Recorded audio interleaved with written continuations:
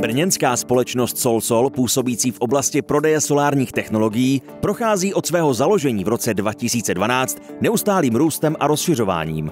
Nejviditelnější změnou z pohledu zákazníků i samotného provozu firmy bylo její nedávné stěhování do nových a větších prostor. Důležitým požadavkem na videokonferenční techniku je pro nás její spolehlivost a jednoduchost používání. Společnost Arikoma nás v rámci našeho výběrového řízení zaujala velice inovativním řešením a bohatými zkušenostmi v oblasti, které jsme doposud neřešili. Po analýze požadavku zákazníka a možností, které nám nové prostory nabízejí, jsme se rozhodli pro videokonferenční řešení Yealink s certifikací Microsoft Teams. Díky této volbě a individuálně navařenému řešení do každé zasedací místnosti jsme splnili nejen požadavky zákazníka, ale přinesli i něco navíc.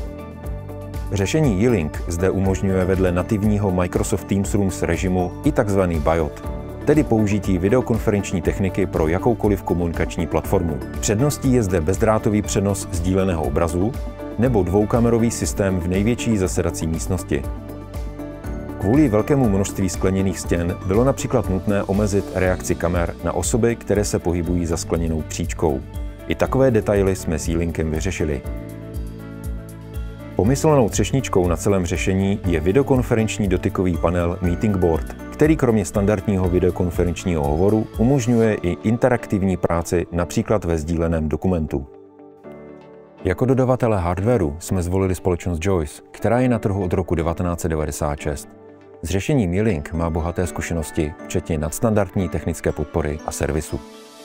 Důležitou součástí úspěšné implementace je také adopce, tedy přijetí nové technologie běžnými uživateli a schopnost jejího každodenního používání stejně jednoduše jako například Outlook.